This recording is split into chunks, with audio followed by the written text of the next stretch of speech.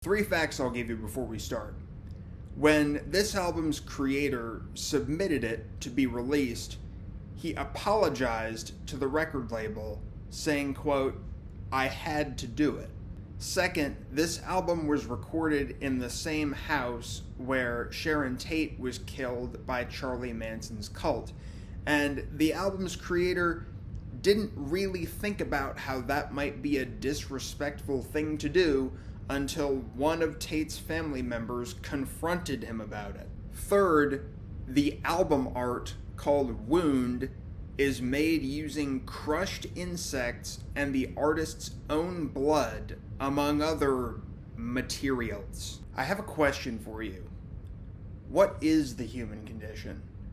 If you're at all an optimistic person, then your answer probably revolves around something like, there's a lot of human suffering, but with enough trial and tribulation, we can get through adversity and find some kind of meaning, be it through religion, a higher power, or just intrinsically speaking. But what if you're wrong?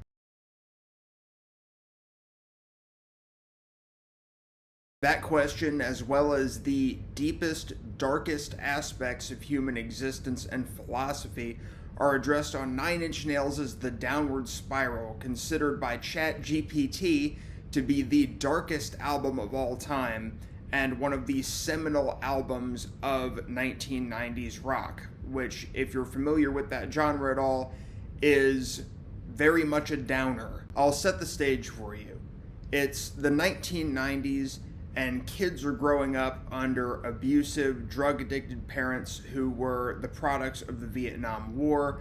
The economy is tanking, and prospects are generally not good for people who are growing up with already damaged psyches. If you lived in Seattle at that time, you had a copious amount of heroin on the street to deal with the stigmatized therapy giving you no way out of the dark thoughts stemming from your child abuse and your inability to find a sustainable income, besides just the generally depressing nature of Seattle itself. If you were musically talented enough, you might have found your way into one of these seminal bands of music of that time, say a Nirvana, a Pearl Jam, and Alice in Chains. Nine Inch Nails frontman and vocalist Trent Reznor did not fill any of these prerequisites. But when he heard the sound of the 1990s, and even earlier on David Bowie albums like Low during his darker psychological period, he absolutely fell for it.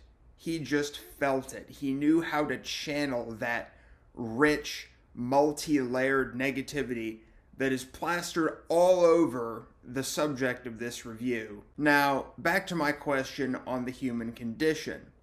The Downward Spiral is essentially a long, drawn-out battle between an originally well-meaning person and a kind of alter ego, an inner psychological pattern that attempts to amplify his negative emotions and drag him down paths of self-destruction from which he can never recover. The en medias res introduction and the vague, nondescript nature of our protagonist lend themselves to an overarching idea that all people have this deep-seated, potentially bottomless darkness inside of them that is just waiting to be tapped into, waiting to be unleashed somehow, or feels some need to be expressed. Now, of course, there are positive ways of dealing with these emotions, and of course, everyone has them.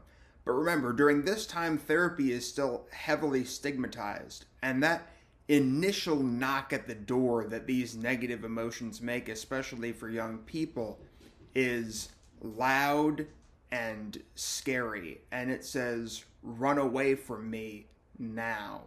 And that's exactly what we see on Mr. Self-Destruct. This dark alter ego identifies himself as such, and among his various qualifiers, the common theme that sticks out is a painful self-awareness from which one must run away. A darkness that controls you through its intimidation, its magnitude, and its depth. And anyone's natural response at first is just to run away from it, And the way you run away from things like that is self-destruction, hence the name Mr. Self-Destruct. The next track, Piggy, is easily overlooked, but could very well represent the beginning of our narrator's downward spiral. He endures a breakup with somebody he liked, and he has no tools, admittedly, to deal with the negative emotions he now feels. So he chooses to blindly rage against them. It's a sort of mindset I call aggressive denial, where now that it's over and now that he's left with these raw, difficult feelings, he just says, I don't care, even though he does, and I'm just gonna rage against these as hard as possible and engage in various forms of self-destruction. Our next track, Heresy, sees a serious thematic turn. When a life you thought was solid and full of good things is actively crumbling into shit around you, a thing that tends to happen when you're immediately overwhelmed by powerful, deep, negative emotions, you start to ask some of the bigger questions. These questions include, but are not limited to, how could this so-called God allow a world to exist where these massively negative experiences can possibly happen? So this song is, in essence, a heresy. The narrator declares that God is dead and that he's an invention used to seek clarity in a world that is inherently negative and awful. Our next track, March of the Pigs, takes another thematic turn towards anti-conformity. And if you're wondering if our narrator's hatred of the society around him is growing, this track is recorded at 269 beats per minute, a rhythm that would cause your heart to explode if it imitated it. Beyond continuing the germination of our narrator's self-isolating and nihilistic thought patterns, this track basically condemns everyone who participates in a society so capable of hurting people. Pained people contribute to the society by engaging in it economically or in other ways, and just continue an insatiable cycle of pain. Our next track, and arguably the radio hit off of this album, Closer, draws us back to our themes of God and divinity. The narrator engages in a primal sexual act to try to get away from his own self-deprecating thought patterns, and believes that these momentary pieces, parts of ease, relief, clarity, bring him closer to God, either because he can momentarily wash away his pain through orgasm, or because performing these knowingly self-destructive acts is a kind of celebration of what he believes to be humanity's ultimate purpose, nihilistic self-destruction. On one of the more lyrical tracks of the album, Ruiner, our narrator has come to realize something utterly terrifying. He no longer has control of the self-destructive impulse. This song is truly sad because the narrator is utterly taken aback by Mr. Self-Destruct's power. He looks back on his life up to this point and he says, man, I was really convinced by the kind of power trip I got out of believing these awful nihilistic things and performing these self-destructive acts. And now I can just see the wake of self-destruction and broken relationships and hurt that I've left in my path. And it's awful, and I don't think I can undo the damage. One of the closing lyrics is, I know who you really are. Like, I can see Mr. Self-Destruct for what he's done to me, and it's terrifying. Hopefully you can begin to see where the downward spiral is going. Self-destructive behavior leads to horrifying self-realization, which leads to more self-destructive behavior in an attempt to get away from that. On our next machine-like industrial track, The Becoming, that's exactly what happens, because our narrator only knows how to do one thing in response to sudden tsunami-like onslaughts of negativity: cut off, run, amputate. So the part of him that feels awful about how his life has gone up to this point tries to amputate itself. He tries to remove the part of himself, the part of his soul, his identity that feels pain in response to his life. Does it work? No, he's very much still human, but he certainly tries. The next track, in its foreboding and menacing instrumentation, is aptly titled, "I Do Not Want This," and it sees the narrator continuing to fall down this downward spiral of behavior, but this time with an aching, agonizing level of self-awareness. The remorseful human side and the raging self-destructive side continue to battle, with the former saying, well, just maybe if I can just get back in touch bit by bit with the human side, I can get out of here. And the self-destructive side saying, well, do any of us really have a choice? Is there any point in trying? And in the end, the narrator just reverts back to his impulsive, denial-infused wrath against Mr. Self-Destruct, whom he can't control anymore, and he knows it. Our next track, noticeably shorter, is called "Big Man with a Gun," and this is both a sexual metaphor and an increase of the narrator's hatred and nihilism towards homicide. Not only does he hate everybody and hate human existence, but he also thinks it doesn't have a point, so killing people doesn't matter. Reznor has said that this album would build to a certain degree of madness. Our checkpoints are either here at being homicidal, which is an act you certainly can't fully come back from in terms of your own morality, or it's at Ruiner, where he realizes the absolute uncontrollable power of Mr. Self-Destruct, and that's up to interpretation. But I would probably say it's here, because even with the self-awareness he gains in Ruiner, he hasn't been doing stuff quite this violent yet. The next track is "A Warm Place," and finally a break, right? Damn, when I listened to this album the first time and that came on, I was like, major key? A nice, neat little synth that's actually kind of soothing? I think I actually felt my shoulders ease physically. While this track is an instrumental and is supposed to represent the fact that the narrator's human side and these glimmers of hope still do exist in the midst of all this insanity, it is urban legend that a vocal track is hidden and layered underneath the instrumentation that reads something like, "The best thing about life is knowing you put it together." This is chiefly a hopeful message. You make your own decisions, and therefore you can decide the positivity, negativity, and really meaning of your life. But in this case, it could also be more nihilistic or self-defeating, as the narrator has already made so many poor decisions that maybe he can't recover. Unfortunately, on the next track, "Eraser," this realization that maybe hope does still exist somewhere is coupled once again with the sheer scale of destruction that Mr. Self-Destruct, or the Ruiner, has been allowed to wreak on our poor narrator's life, and he comes to the conclusion that the only way that he can recover any kind of sense of self is to end it all. The following track, "Reptile," takes a thematic turn back towards the sexual, and this track is actually alluded to at the end of "Closer" through the image of honey.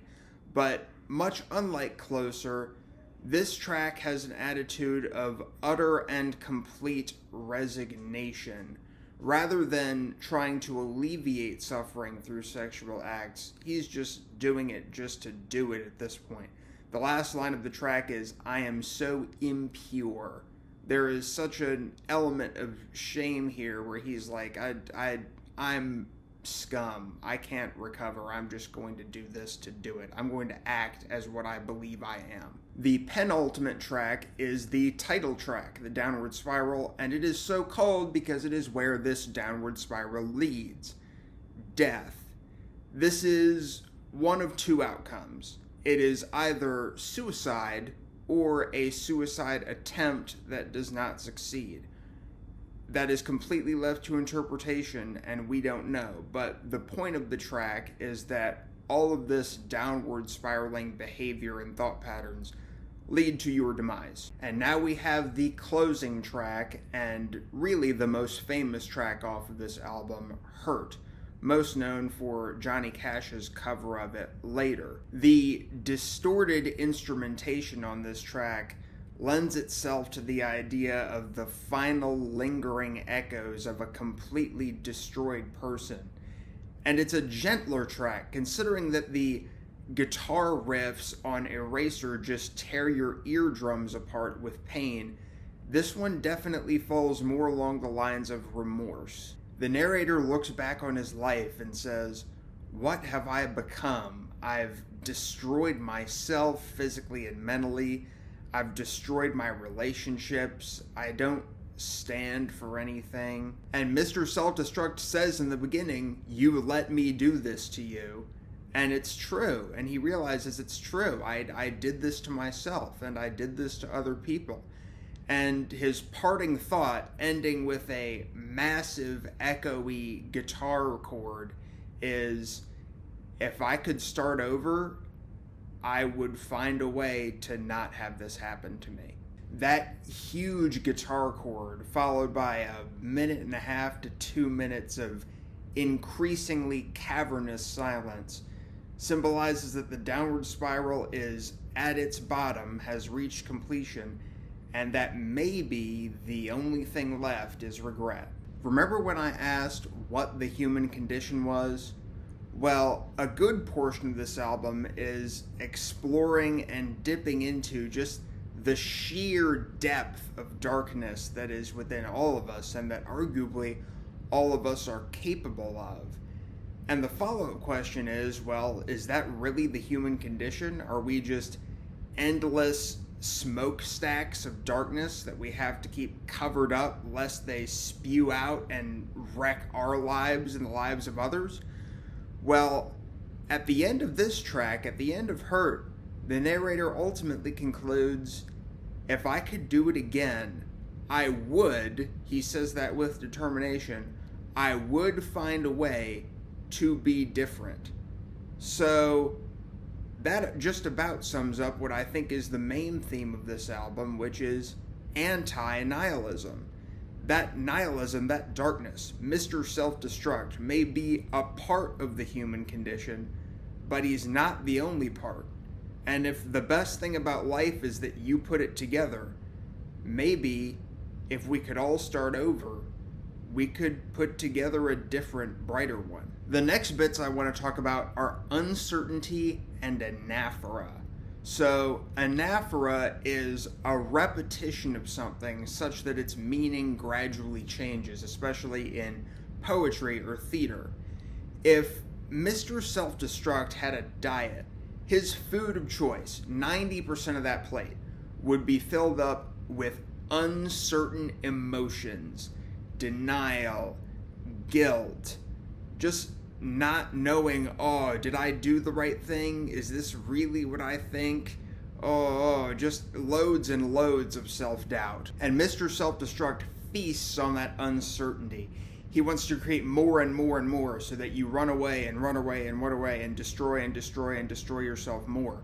Our narrator constantly has to repeat lines to himself saying, like, this is what I believe, this is what I believe, this is what I believe, I'm headstrong, I'm firm in this path, I'm firm in this path, I don't want to engage in these difficult thoughts, I'm going to go hard at this and hard at this and hard at this. He looks at Mr. Self-Destruct and says, you can't hurt me, you can't hurt me, you can't hurt me, even though he's actively being hurt by Mr. Self-Destruct, and he's just engaging in denial, somehow thinking he's stronger and in control of the self-destructive patterns that are actively taking hold as evidenced by his actions. While the eye test might lead somebody to believe that all this repetition is just lazy lyricism, in fact, I think it does a really good job of illustrating what a downward mental spiral is. It's a increasingly desperate grasp to grab onto something certain in a growing sea of overwhelming negative uncertainty. I'd also like to take this moment to briefly mention the narrator's growing solipsism across the album. Solipsism is the belief that only your lived experience, what goes on inside your head, your emotions, what you can see and feel, is real. So other people might just be figments of your mind and don't really have a basis in reality outside of your mind. As our narrator becomes more and more emotionally nihilistic and uncertain, all of this repetition and repeating to himself builds a sort of world where the only thing he can be sure of is what he has led himself to believe or what his current mental fixation is at this moment. This kind of world reconstruction into whatever your immediate beliefs or thoughts are plays exactly into Mr. Self-Destruct's hands. You don't stop to think, feel, or process. You remain purely reactionary and gain no insight, and the Ruiner keeps control. The last theme I'd like to talk about is the depth of darkness on what we'll call the more lyrical and more self-aware tracks in Ruiner and I Do Not Want This. One of the core realizations the narrator makes is that Mr. Self-Destruct has dragged him into thought patterns and actions so dark he never would have been able to expect or even remotely comprehend them in the earlier stages of the spiral. One of the ways that Mr. Self-Destruct initially identifies himself is, I am the prayers of the naive. Going back to our points on the human condition, it's certainly one thing to say, oh yeah, there's adversity and we can overcome it through effort. But one lingering point this album makes about the human condition is that to really overcome adversity and get to a rich, profound, deep well of fulfillment that I think all of us really want, we may have to confront and overcome more negativity from within ourselves and from others than we could possibly imagine. And that absolute coal mine of negativity might be just as much a part of ourselves as the brightness and optimism that we hold. We have to expose our naive light to the shadow for it to become a profound one. Otherwise, it's just surrounded by brightness. Now, ordinarily, here's the part where we would score this album. But instead of doing that, I'm going to make a bonus video where I reevaluate the leaderboard and redo my rating system. I think it's a little bit too complicated. It's a little bit too heavy. It's hard to kind of rate things in a way that I would deem appropriate, and it's hard to give feedback that's clear and would encourage you or not encourage you to listen to an album for various reasons. So I'm just going to say that this album is great, and I think it's great because the themes and lyricism are complex and it examines a side of humanity that is brave but needs to be heard and expressed for life to develop a more profound meaning beyond just a basic level of goodness. The production on it is absolutely insane, and it is a vivid and visceral listening experience that does exactly what it's designed to do, which is shake you and make you think. That's exactly what it did to me, and I think it does a wonderful job at that. The only things that I think prevent it from being outstanding are a couple of odd directional turns in terms of the track list. Like, it's a little bit odd with Heresy jumping straight to religion and then straight to conformity and consumerism before making a return. And Reptile, I think, too, is just a little bit out of place. Like, I get that it's a more defeated form of Closer, but why return to sex and then go to the downward spiral? It doesn't make complete sense to me in terms of ordering. And two more things I could point out. Number one, I know Mr. Self-Destruct is supposed to be really the theme song for Mr. Self-Destruct, and it's an audio rampage, so you could argue that that fits, but it's a little bit odd to have that and then kind of start with our gradual build towards greater and greater aggression, especially given that March of the Pigs is arguably the most aggressive track and isn't even all the way to the middle. And speaking of instrumentation, some of these tracks are just a little bit long. You start to get just a little bit tired of them by the time they end. And I know that's a tough thing to say, given clearly how much work has gone into the production of this album.